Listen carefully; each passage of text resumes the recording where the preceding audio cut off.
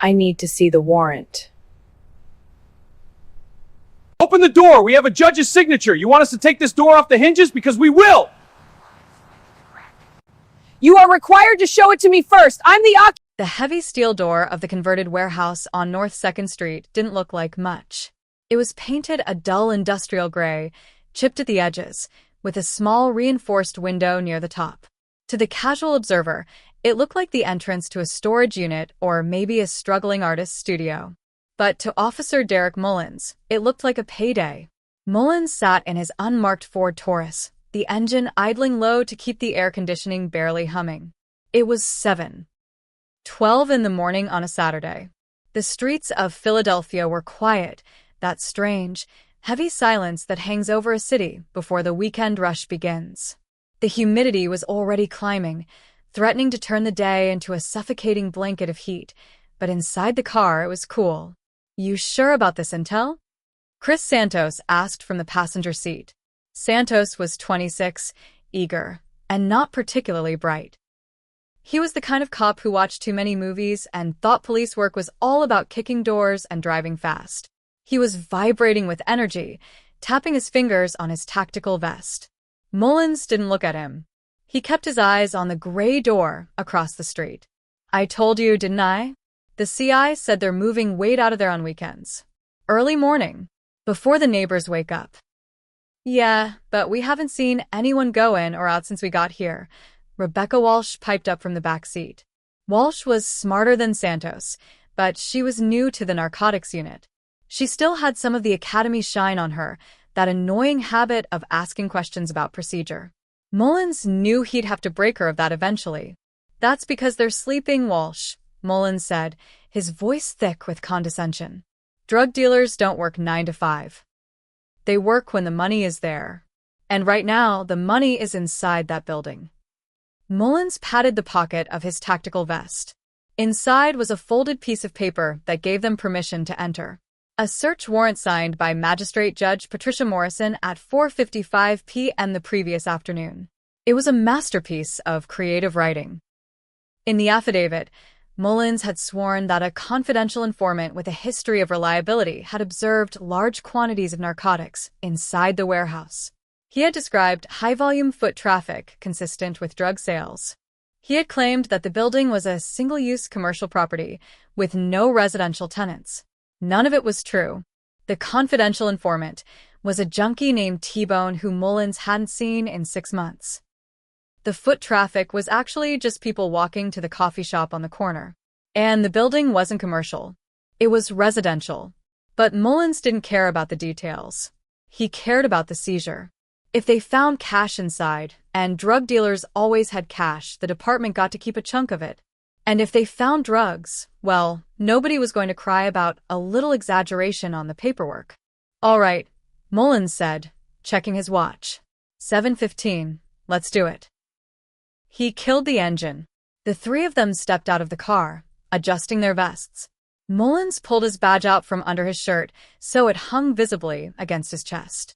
Santos grabbed the battering ram from the trunk, just in case. Walsh checked her service weapon. They crossed the street in a loose formation. Mullins took the lead. He felt that familiar surge of adrenaline, the rush of power that came with knowing he was about to ruin someone's day. He walked up the concrete steps to the gray door. He didn't look for a doorbell. He didn't look for a mailbox. He just raised his heavy fist and pounded on the metal. Bang, bang, bang. "Police. Search warrant. Open up." His voice echoed off the brick buildings across the street. Inside the warehouse, Jasmine Carter was standing in her kitchen, pouring boiling water over coffee grounds. She froze.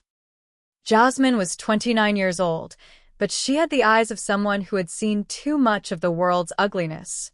She was wearing a pair of oversized sweatpants and a vintage Stanford University t-shirt. Her hair was wrapped in a silk scarf, and she was barefoot. She didn't look like a threat. She didn't look like power. She put the kettle down slowly. She didn't panic. She didn't run to flush anything down the toilet. She simply walked to the small monitor on her kitchen counter that showed the feed from the camera mounted above her door. She saw 3 figures. Tactical vests. Guns. one of them holding a battering ram. Jasmine's heart rate didn't spike. Instead, her mind shifted gears. It went from Saturday morning relaxation to Federal Prosecutor mode. She recognized the lead officer instantly, not by name, but by type. She had cross-examined 100 men just like him. Aggressive. Sloppy. Arrogant. She walked to the door. She checked the heavy security chain to make sure it was engaged. Then she unlocked the deadbolt and opened the door 3 inches. The humid morning air rushed in, smelling of asphalt and exhaust. "We have a warrant to search this property," Mullins shouted before the door even stopped moving. "Step aside." Mullins moved to push the door open, but the chain caught it with a sharp metallic clack. He stopped, surprised. He tried to peer through the gap. He saw a young black woman looking back at him with an expression that could freeze water. "Show me the warrant," Jasmine said. Her voice wasn't loud. It wasn't screechy. It was flat, calm, and utterly commanding. Mullins blinked. He was used to screaming. He was used to crying. He was used to people begging him not to come in. He wasn't used to orders. "I said open the door," Mullins yelled, leaning in so his face was inches from the crack. "We have a judge's signature. You want us to take this door off the hinges? Because we will." "Officer," Jasmine said, and she actually took a sip from the mug of coffee she was still holding. "I am going to speak very clearly so you can understand me. Under the 4th Amendment of the United States Constitution, and specifically under Pennsylvania Rule of Criminal Procedure 205, you are required to present the warrant and the affidavit of probable cause to the occupant before you enter the premises. I am the occupant. You are outside. Show me the warrant." Mullins turned red. He looked back at Santos, who was hefting the ram, looking confused. "Lady, you are interfering with a police investigation," Mullins spat. "That is obstruction of justice. That is a crime. I will drag you out of here in cuffs if you don't undo that chain right now." Jasmine didn't flinch. "And conducting a warrantless search is a violation of 18 U.S. Code Section 242, deprivation of rights under color of law. That is a federal felony punishable by up to 10 years in prison. So we have a choice. You can show me the paper that says you're allowed to be here, or you can commit a felony on camera." She pointed a slender finger up at the camera lens above the door. Mullins hesitated. He hated cameras. He hated lawyers. And he was starting to get a very bad feeling about this woman. She used the code numbers. Civilians didn't know the code numbers. "Who do you think you are?" Mullins sneered. "I don't think," Jasmine said. "I know. My name is Jasmine Carter. I am an assistant United States attorney for the Eastern District of Pennsylvania. I work in the Public Corruption Unit. My entire job consists of putting corrupt police officers in federal prison. Now, for the last time, slide the warrant under the door." The silence that followed was absolute. Santos lowered the battering ram. Walsh took a half step back. Mullins felt the sweat break out on his forehead, cold and clammy. Assistant United States Attorney. It was the one title that scared cops more than Internal Affairs. Internal Affairs could fire you. A federal prosecutor could bury you. Mullins looked at the door. He looked at the flimsy piece of paper in his pocket. He knew it was garbage. He knew it was full of lies. But if he backed down now, he looked weak. If he left, she would report him anyway. He had to brazen it out. He had to hope that maybe, just maybe, the warrant would hold up enough to cover his ass. "Fine," Mullins said, his voice losing its edge. "You want to play lawyer? Here." He folded the warrant and shoved it through the gap between the door and the frame. Jasmine set her coffee down on the small table by the entrance. She picked up the paper. Mullins watched her through the crack. He watched her eyes move. She didn't skim. She read. She scrutinized. She was reading it like she was grading a paper. Inside Jasmine's mind, the analysis was running at light speed. Warrant No 2024 a 9,982. Issued October 14th. Judge P. Morrison. Target premises: the warehouse structure at 442 North 2nd Street. Affiant. Detective Derek Mullins. She paused at the description of the property. Officer, Jasmine said without looking up. This warrant authorizes a search of the warehouse structure. It describes the property as a single-unit commercial storage facility. So, Mullins grunted. So, Jasmine said, looking him dead in the eye through the crack. This building was converted into 2 residential condos 3 years ago. There is Unit A, which is the ground floor, and Unit B, which is my home. There are 2 mailboxes clearly visible on the exterior wall. There are 2 electric meters. There are 2 gas meters. Did you miss all of that during your surveillance? Mullins swallowed. It looked like one building from the street. Lie number 1, Jasmine noted, her voice icy. She went back to reading. Probable cause. Confidential informant 459 has provided reliable information in 12 prior narcotics arrests. Jasmine let out a short, sharp laugh. C459? Really? You're using 459 again. Mullins froze. You don't know my sea ice. Actually, I do, Jasmine said. I prosecuted the Commonwealth versus Henderson case last year. Officer Henderson from your unit listed CI 459 as his source. But under cross-examination, he admitted that CI 459 was a composite of neighborhood rumors and didn't actually exist. Are you telling me you're using a ghost informant to get into a federal prosecutor's house? That's a different CI, Mullins stammered. Different number. Lie number 2, Jasmine said. She flipped to the back page. Officer claims to have observed high-volume foot traffic consistent with retail narcotic sales between the hours of 12 a.m. and 4:00 a.m. on Friday, October 13th. Jasmine looked up. She undid the chain. Mullins straightened up, thinking she was finally surrendering. Jasmine opened the door wide. She stepped out onto the stoop. She towered over Mullins, not physically, but in presence. She held the warrant up in the sunlight. I was home all night on Friday, October 13th, Jasmine said. I was preparing for a trial. I have a Ring doorbell camera that records 24/7. I reviewed the footage this morning because I heard a noise. Do you know how many people came to this door between midnight and 4 a.m.? Mullins didn't answer. He couldn't. 0, Jasmine whispered. Not one. Not a single soul. Which means, Officer Mullins, that you committed perjury on a sworn affidavit. You lied to a judge. You fabricated evidence. And you tried to use those lies to violate the sanctity of my home. She stepped closer. Mullins actually took a step back. You have 3 seconds to get off my property, Jasmine said. If you are still standing here in 4 seconds, I will consider you to be trespassing. I will call the FBI. I will call the U.S. Marshal Service. And I will have you arrested right here on the sidewalk in front of your partners. We have a warrant, Mullins tried, but his voice was a whisper. You have a piece of paper covered in felonies, Jasmine corrected him, and I'm keeping it as evidence. She folded the warrant and put it in the pocket of her sweatpants. Go, she said. Mullins looked at Santos. Santos looked terrified. Walsh was already walking backward toward the car.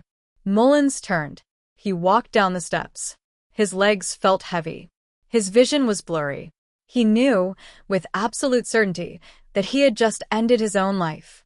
He got into the Taurus. He didn't say a word.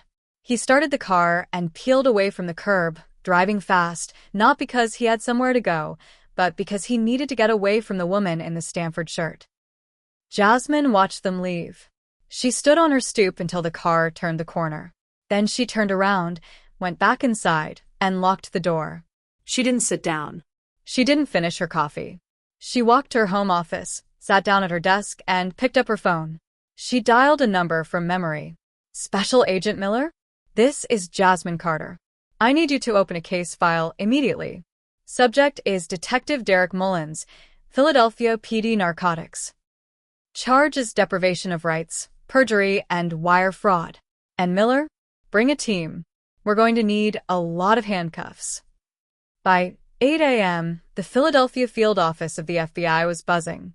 Saturday mornings were usually quiet, skeleton crews manning the phones, agents catching up on paperwork. But not today. Special Agent David Miller hung up the phone with Jasmine Carter and immediately walked into the Assistant Special Agent in charge's office. "Boss, we have a problem," Miller said. Philly PD Narcotics just tried to raid Jasmine Carter's house. The ASAC, a grizzled veteran named Tom Reynolds, looked up from his coffee. "Jasmine Carter? Our Jasmine Carter?" "The AUSA. The very same," Miller said. "She says they had a warrant based on a non-existent CI and surveillance that never happened. She has the warrant. She has the doorbell footage proving the surveillance is a lie. She wants heads to roll, Tom. And she wants them now." Reynolds stood up. "Get the public corruption squad in here. Call the U.S. attorney. And get me the police commissioner on the line. I want that officer's badge on my desk before lunch." Across town, Derek Mullins was sitting in his car in a parking lot 3 blocks from the precinct. He couldn't bring himself to go in. He was hyperventilating. "What do we do, Derek?" Santos asked from the passenger seat.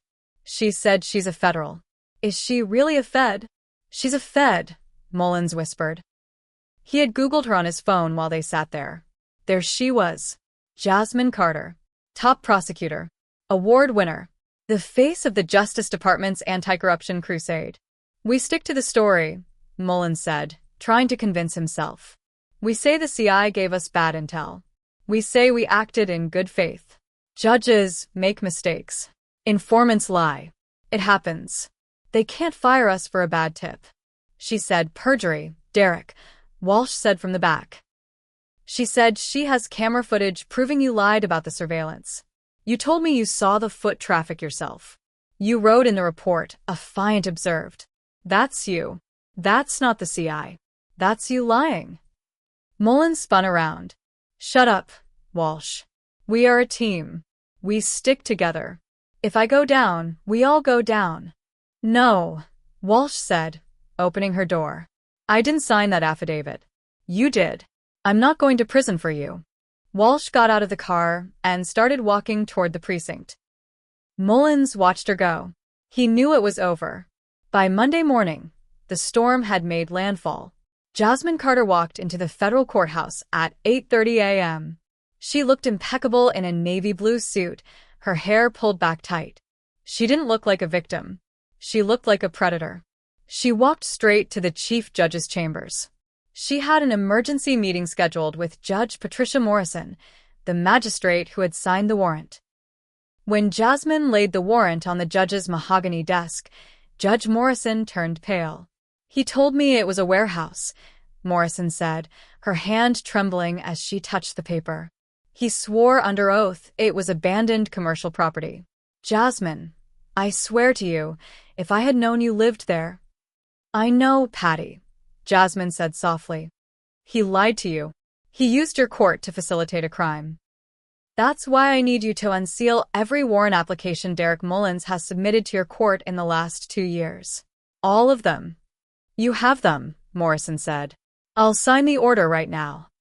While Jasmine was gathering evidence, the FBI was executing a search warrant of their own. But this time, they were searching the narcotics unit's office. 12 agents in FBI windbreakers marched into the precinct. The desk sergeant tried to stop them. "You can't go back there," he shouted. "Federal warrant," Agent Miller said, holding up the paper. "Step aside or you're obstructing." They went straight to Mullins' desk. They seized his computer. They seized his logbooks. They seized his phone. Then they went to the evidence locker. What they found in the files was a roadmap of corruption. They found confidential informant payment vouchers for thousands of dollars paid to people who were dead or incarcerated at the time of the payment. They found identical paragraphs of probable cause copy-pasted into 40 different warrant applications. They found text messages between Mullins and Santos joking about taxing drug dealers, stealing money during raids, and not reporting it. It wasn't just a bad warrant. It was a criminal enterprise operating with badges and guns. On Wednesday, Derek Mullins was arrested. He was at his house, in his boxers, watching the news, waiting for the inevitable. When the pounding came at his door, he didn't ask to see a warrant. He knew they had one.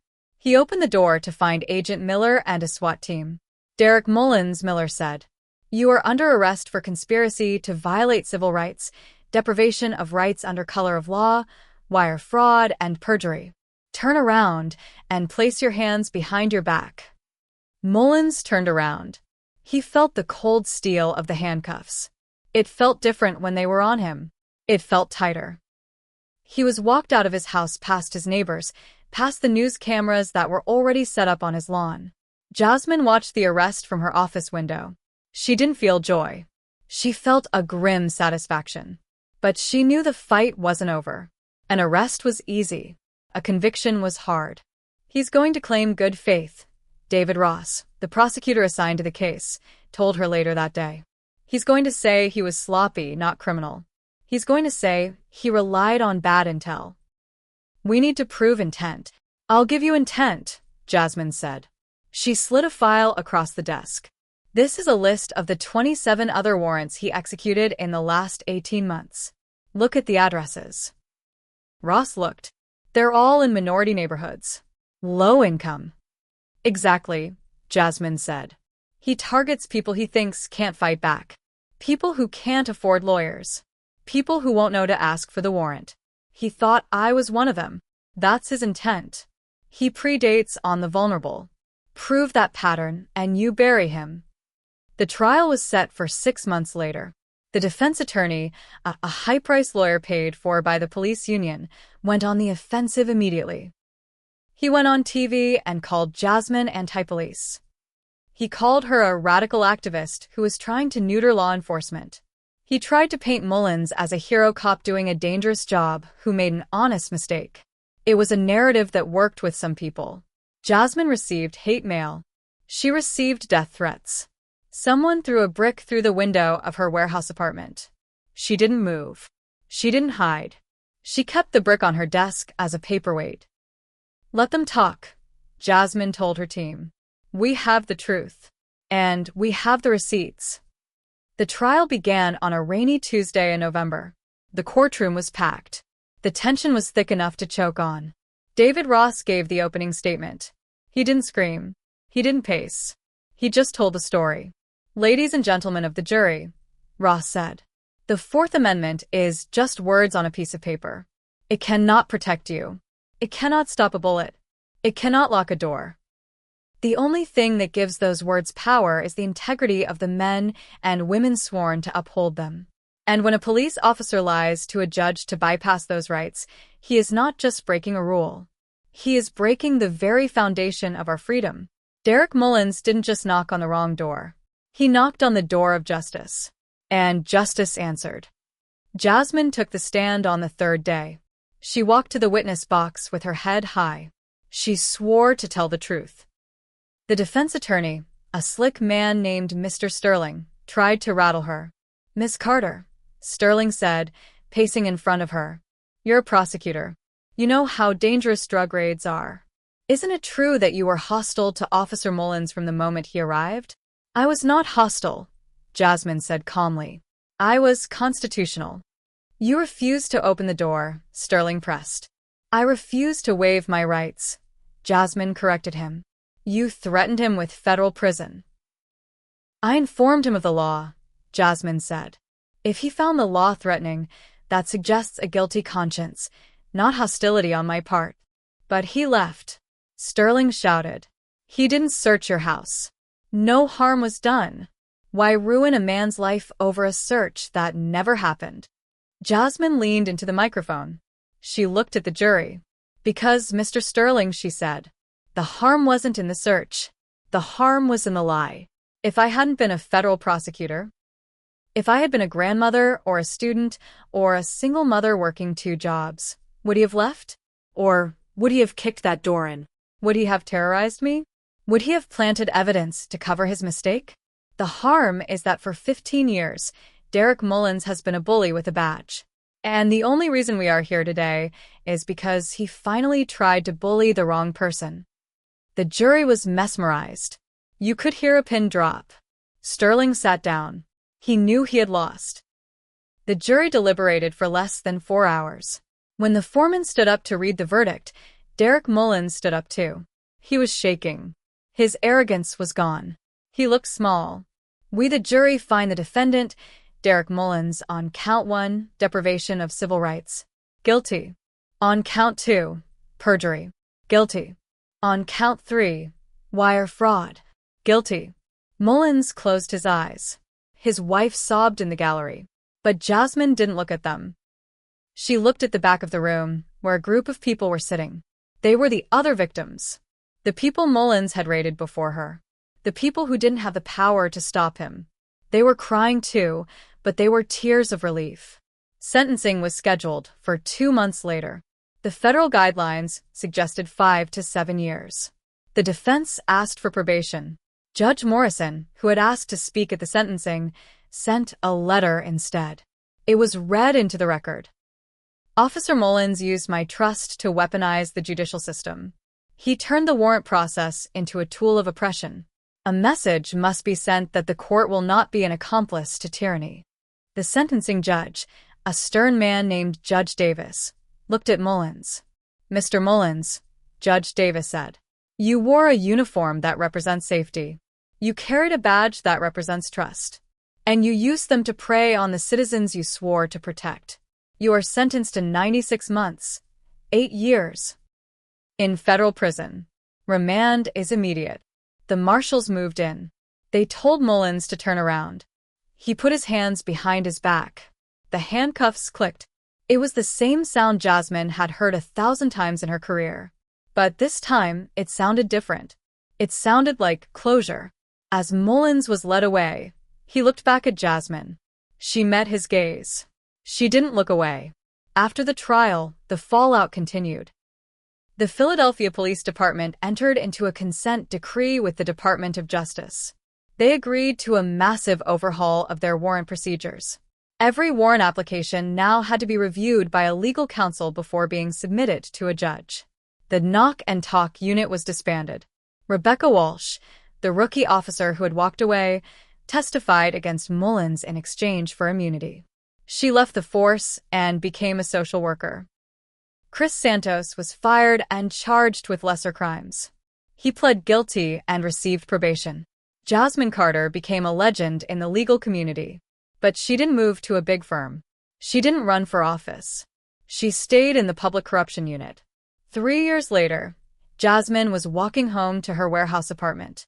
It was a Saturday morning, much like the one that had started it all.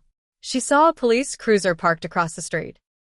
A young officer was standing there, looking at a building. Jasmine stopped. She watched him. The officer saw her. He recognized her. Every cop in the city recognized her now.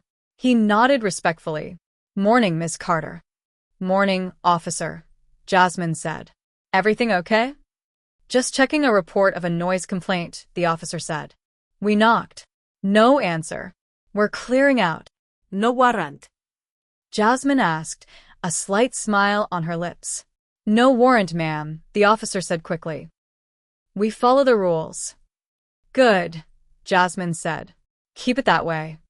She walked up her steps and unlocked her gray steel door. She went inside, locked the deadbolt, and put the kettle on for coffee. She felt safe. Not because she had a gun. Not because she had a badge.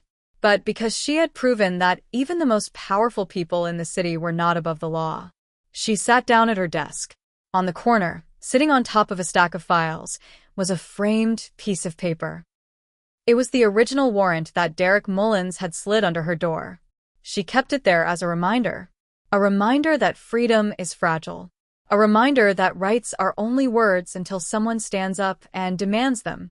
And a reminder that the most dangerous thing a corrupt cop can ever do is underestimate the woman standing on the other side of the door. What would you do if the police knocked on your door with a fake warrant? Let me know your thoughts on the comment section. Thanks for watching. Do remember to hit the subscribe button, like and share this story, and I'll see you in the next one.